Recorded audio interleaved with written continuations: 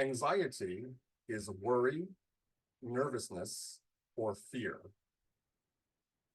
You're at a cafe with your French tutor. You learn that he also speaks Spanish, but he adds that he doesn't like to speak Spanish because he thinks it's an ugly language, especially compared to French. Someone at the cafe overhears.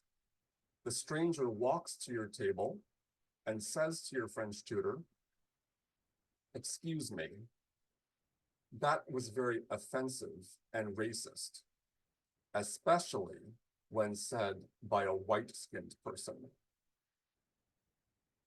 Your French tutor lashes back, "Excuse me, this conversation is none of your business." The stranger and your French tutor continue arguing. You are frozen, terrified, heart pounding, trembling, and filled with all kinds of thoughts. Oh God, conflict. What's going to happen?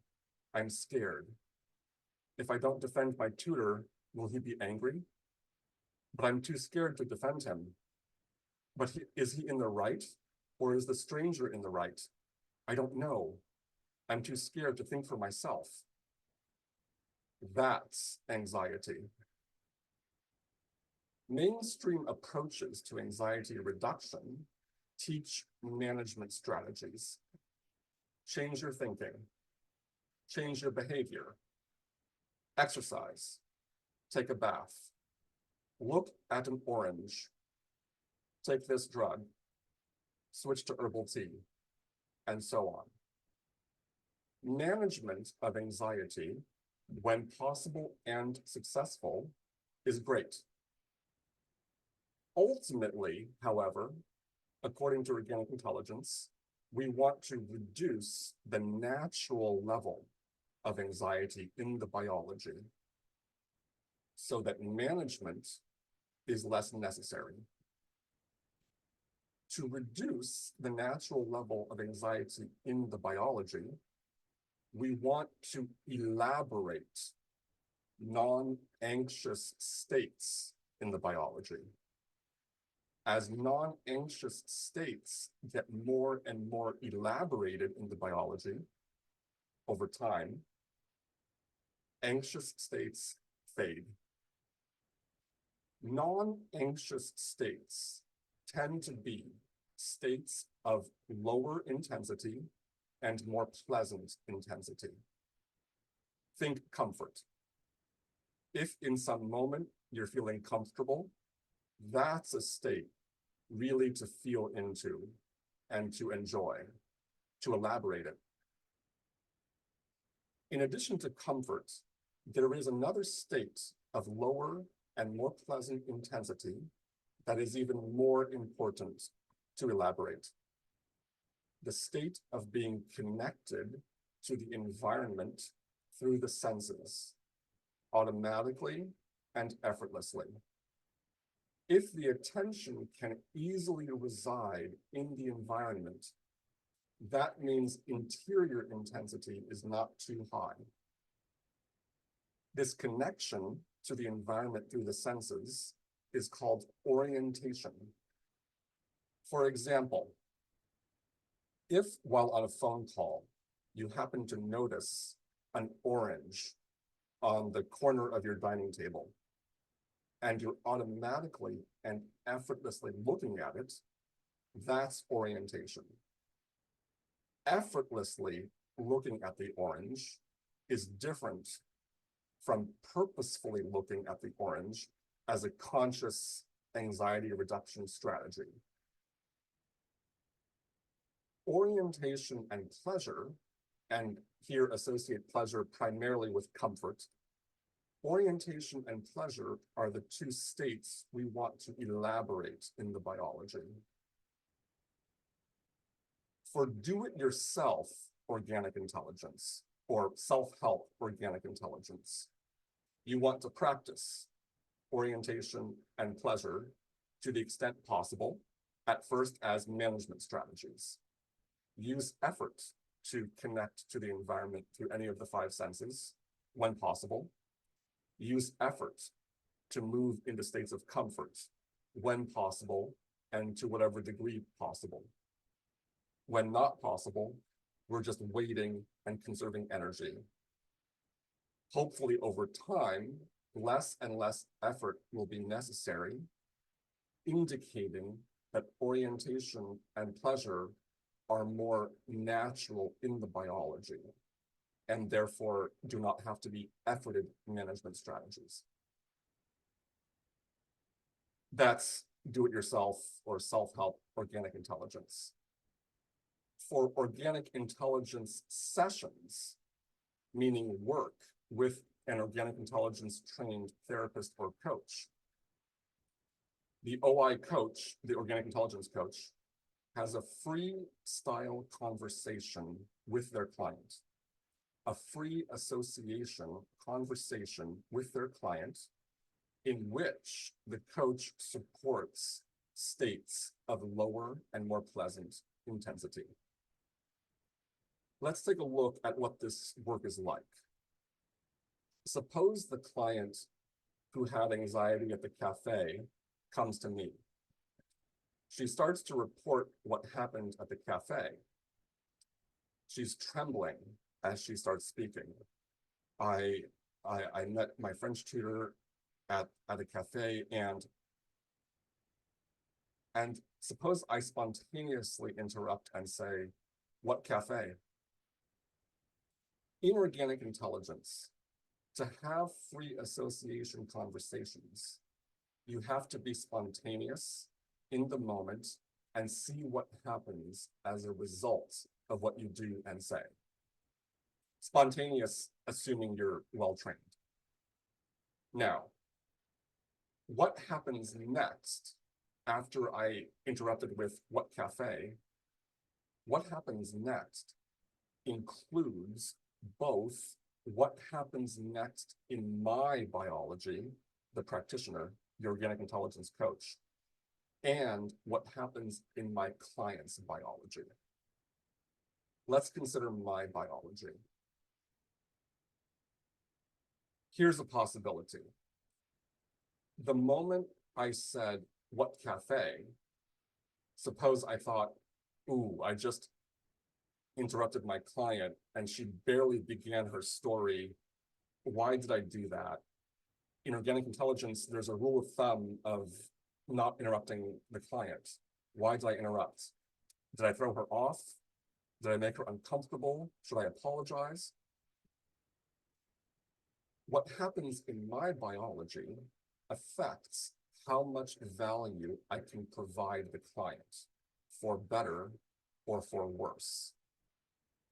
To consider an example of for the better, maybe some of the thoughts that arise from my biology may help me with the client now or help me improve for the future. For example, the thought that, "Oh, I interrupted," or, "Oh, in general, we don't interrupt the client." These thoughts could enable improvement in the session.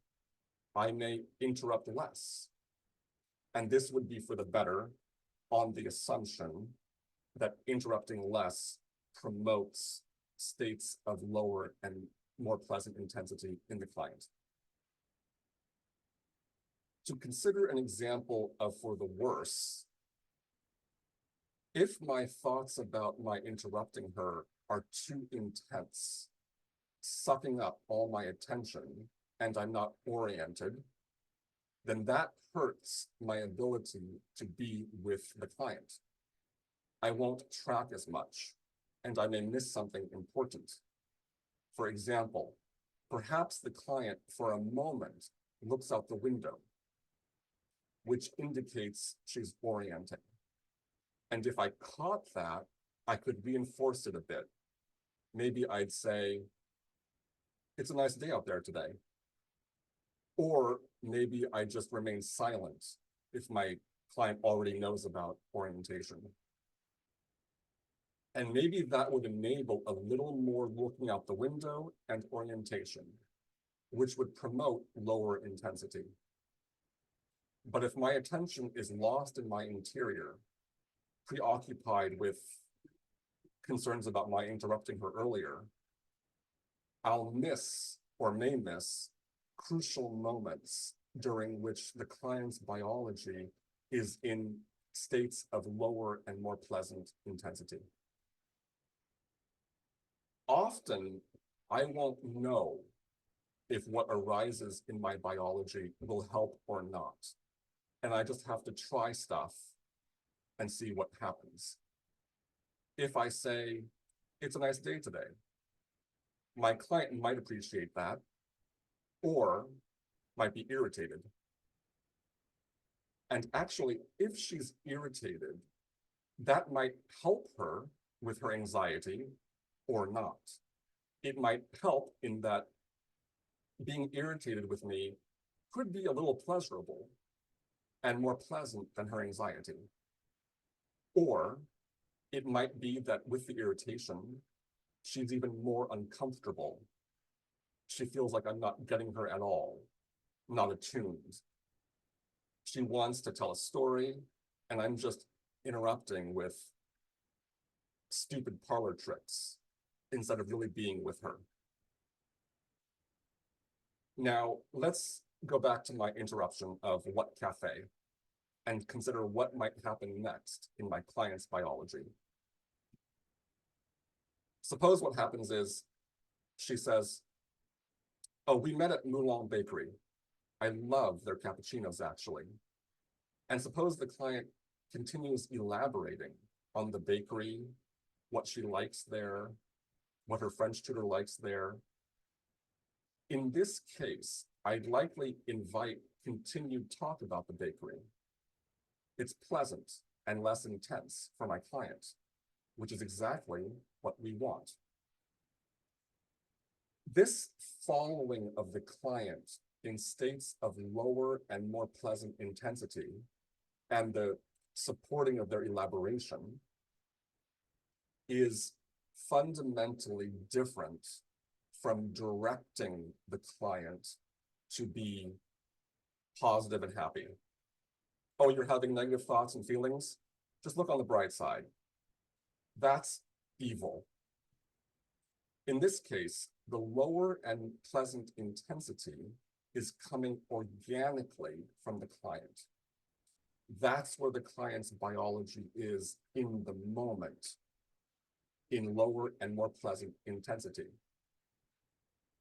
Maybe she'll return to talk about the event that made her anxious. Maybe she'll return to anxious states. Maybe not. I follow her where she goes. And when there's an opening of lower and more pleasant intensity, I support its elaboration, which again is different from directing the client to be positive and happy, which again is evil. Now, suppose after my what cafe, my client says Moulin Bakery, and then continues straight away with the event and with the anxiety. Moulin Bakery, I just learned that my French tutor also speaks Spanish, and he said that Spanish is an uglier language. And this man came over, and I might interrupt again with something like, wow, ballsy, just to say what you think, even if it may offend. This might lower the intensity a bit. The client has to hear what I said and maybe look at me. That's orientation. She might think, yeah, that is ballsy. And there might be a pathway of more pleasant intensity that opens up from there. Or instead of, yeah, that is ballsy, she might say, excuse me, the term ballsy is sexist and offensive. Suppose my biology is momentarily stunned, and suppose her biology smiles. She was joking, and we laugh. A nice moment of more pleasant intensity for both of us. And maybe her biology will return to the event and to anxious states, or will continue on a less intense and more pleasant pathway, or a mixture. Over time, the elaboration of non-anxious states, states of lower and more pleasant intensity, especially states of orientation, reduces the natural level of anxiety in the biology.